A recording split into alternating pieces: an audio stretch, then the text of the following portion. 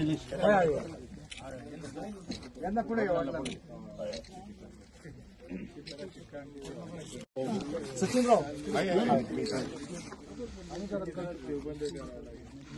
संवेदनशील उपमुख्यमंत्री शिवसेनेचे प्रमुख नेते आदरणीय एकनाथ शिंदे साहेबांना मी धन्यवाद यासाठी व्यक्त करतो. आता ह्या नगरपंचायतच्या निवडणूक चालल्या होत्या आणि मला तातडीने बोलून घेतलं अंबरनाथला आणि मला बोलले की आपण जे मदत जाहीर केली होती त्याचं काय झालं. म्हणजे साहेब निवडणूक असल्यामुळे आपण थांबलो नाही म्हटले. पहिलं बाजीरावला कॉन्टॅक्ट करा. मग बाजीराव चव्हाण येत आहेत यांच्याशी बोलणं करून दिलं. माझा आमच्या दोघांचा संवाद करून दिला आणि नंतर जुन्नरला आले. जुन्नरला हे कुटुंब पुन्हा भेटायला आलं होतं आणि मग तिथे सुद्धा चर्चा झाली. स्वतः इसळी मंडळी आले होते. साहेबांना भेटले, मनसरला भेटले. साहेबांनी एवढ्या गडबडीमध्ये निवडणुकाचा सगळा गोष्टी बाजूला ठेवून ज्या कुटुंबाला आपण शब्द दिला, स्वतः साहेब ह्या घटना घडल्यानंतर त्यांनी आपल्याला कल्पना आहे की चाकणची जी सभा आहे ती सभा करताना खरं दौऱ्यामध्ये हा विषय होता, पण त्यांना कळलं की इथं बिबट्याचे 3 मृत्युमुखी ज्या कुटुंबाला जे काही संवेदना ज्या काही दुःख झाले त्याच्यामध्ये आपण शासन म्हणून सामील व्हायला पाहिजे. आणि स्वतः इथं आले. त्या अंतरावर हेलिकॉप्टर उतरवलं आणि चालत आले. त्यावेळेला रस्ता पण नव्हता. आपल्या सर्वांना कल्पना आहे. इथं आले, इथे मांडी घालून बसले.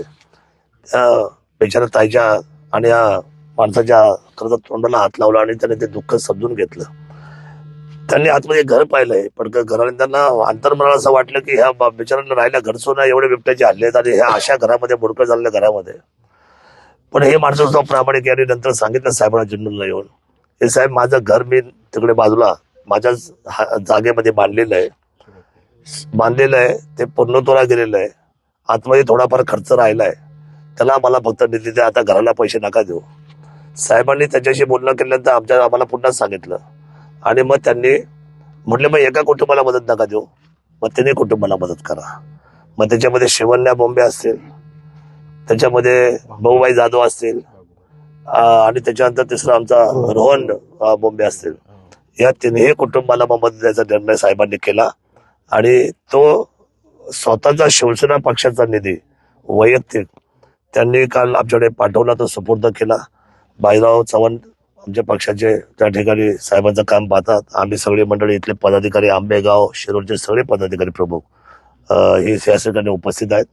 या सर्वांनी मिळून आज साहेबांनी आमच्याशी आपण पाहिलं की लाईव्ह त्या ठिकाणी व्हिडिओ कॉल करून त्या कुटुंबाचा पुण्याचं सांत्वन केलं आणि या कुटुंबाने सुद्धा सांगितलं की साहेब आमच्यावर जे काय फॉरेस्टने गुन्हे दाखल केले ते गुन्हे आपल्या शेतकऱ्यांचे मागे घेतले पाहिजेत. साहेबांनी ते पण सांगितलं की त्या बाबतीमध्ये आपण निर्णय करू. मी सुद्धा त्यामुळे आग्रही आहे. दुसरी गोष्ट की फॉरेस्ट खात्याने DFOने वन मंत्र्याकडे काही प्रस्ताव पाठवले आहेत त्यांच्या कुटुंबाचे की यांच्या कुटुंबातला कोण ना कोणी एक माणूस तुम्ही नोकरीला त्या ठिकाणी घेतला पाहिजे, असं आमची सुद्धा भावना आहे. त्याचे प्रस्ताव आम्ही लीड करतोय, ते पुढे पाठवतोय आणि आम्हाला फक्त एकच सांगायचं की रेस्क्यू सेंटर आज ना उद्या आम्ही करतोच आहे पुढच्या काही 90 दिवसांमध्ये. काल मी हिवाळी अधिवेशनामध्ये सुद्धा तुम्हाला माहिती आहे की मी प्रखरतेने लढा लढलेलो आहे. इव्हन मनसरचा रस्ता रोकोमध्ये सुद्धा आम्ही सगळी मंडळी एकत्रपणे येऊन हा लढा आपण शेतकऱ्यांचा सर्वांनी लढलाय. डॉक्टर साहेब, प्रश्न आता असा आहे की आपल्या रेस्क्यू सेंटरशिवाय पर्याय नाही. तोपर्यंत आपण सर्वांनी सावध राहावं.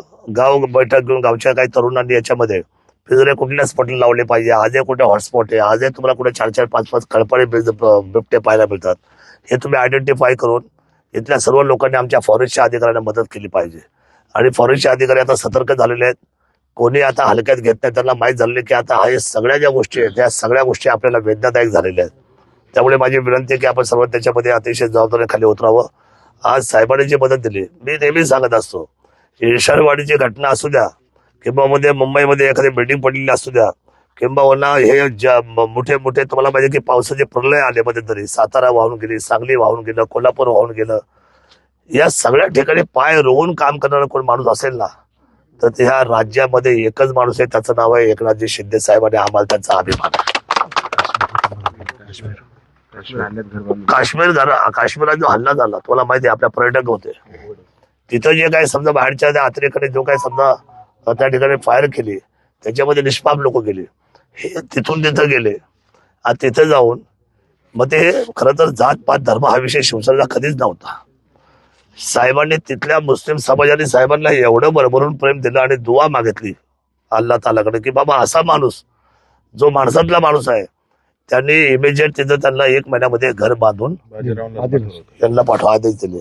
मला सांगा, असं जर संवेदनशील नेतृत्व जर राज्यासमोर असेल तर मला सांगा, सर्वसामान्य जनतेला या सगळ्या अडचणीमधून बाहेर काढण्यासाठी एक दिलासा मिळतो. कधी कधी काय होतं, ओरड असते की बाबा आम्हाला कोणी विचारत नाही, आमच्याला कोणी पाहत नाही, आमच्यापर्यंत कोणी आमच्या बांधापर्यंत येत नाही. पण आदरणीय एकनाथजी शिंदे साहेबांचं आपण काम पाहिलं असेल तर अतिशय संवेदनशील आहे. आज सकाळपासून ही गोष्ट जशी माझ्या कानावर तशी आम्ही भारावून गेलो. आम्हाला एक वेगळे पण त्यांच्या स्वभावातला आणि तो आदर्श आहे. नेत्यांनी कसं वागावं, दुःख पाहिलं तर त्या दुःखाच्या बाबतीमध्ये किती तुम्ही आर्त भावलेले लोकांवर समरस होता. ह्याचं उत्तम उदाहरण म्हणजे एकनाथजी शिंदे साहेब आहे. आणि त्यांना खरंच म्हणतात की ते लोकनेते आहेत आणि अनाथाचे नाथ आहेत. वारकऱ्यांच्या बाबतीमध्ये घेतलेले निर्णय असो किंवा महिलांच्या बाबतीमध्ये घेतलेले निर्णय असो, त्या लाडक्या बहिणीचे निर्णय असो, काय हे म्हणजे ह्या माणसाला कसं वाटतं की अशा गोष्टी कसं समाजाच्या पुढे याव्यात. आज मी या तिन्ही कुटुंबाच्या वतीने इथला या विभागाचा पालक आमदार म्हणून मी मनापासून त्यांना त्यांच्या कृत्याला आम्ही सगळ्या आमच्या वतीने आम्ही शेतकऱ्यांच्या वतीने त्यांना उदंड आयु आरोग्य परमेश्वराने द्यावं. साहेब शतायुष्य व्हावेत, त्यांच्या हातून ही जनसेवा अजून प्रबळ व्हावी अशी सद्भावना व्यक्त करतो. आणि हे तिन्ही कुटुंब साहेबांच्या प्रती आदर व्यक्त करतंय. बिचारे गरीब कुटुंब आहे, शेतकरी कुटुंब आहे.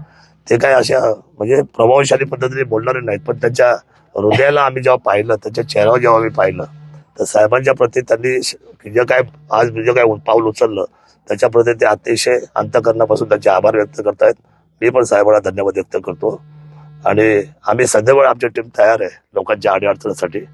या गुन्हे मागे घेण्यासाठी आम्ही शर्तीचे प्रयत्न करू आणि शेतकऱ्यांचे सगळे गुन्हे आम्ही मागे करू एवढा विश्वास देतो. प्रत्येकाने जपा आणि स्वतःच्या कुटुंबाची काळजी घ्या एवढीच विनंती करतो. जय शिवराय.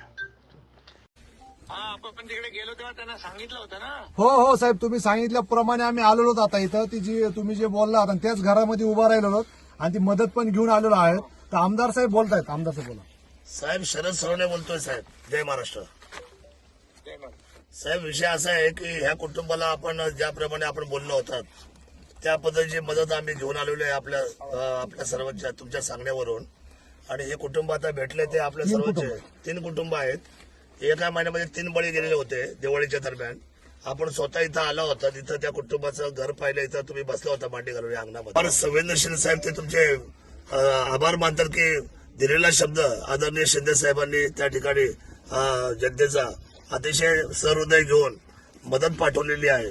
त्या मदतीबद्दल ते आपले सर्वांचे या ठिकाणी ऋणी आहेत आणि ते मदत उपस्थित आहेत. ते जाधव तुमच्या समोरच हे सगळं घटना घडली, त्यामुळे आम्ही फार तुमच्या दुःखामध्ये सहभागी आहोत आणि यापुढे अशा घटना होऊ नयेत यासाठी देखील मुख्यमंत्री महोदय आम्ही सगळ्यांनी यावर सर्व गांभीर्याने घेतले. आणि शरद सोनवणे आमदार आपले या ठिकाणी सगळं जे काही बिबट्याचं भय सुरू आहे, भयमुक्त वातावरण झालं पाहिजे आणि अशा प्रकारच्या घटना घडता कामा नये यासाठी आम्ही नक्की प्रयत्न करतोय. याबद्दल आभारी आहे साहेब. आम्ही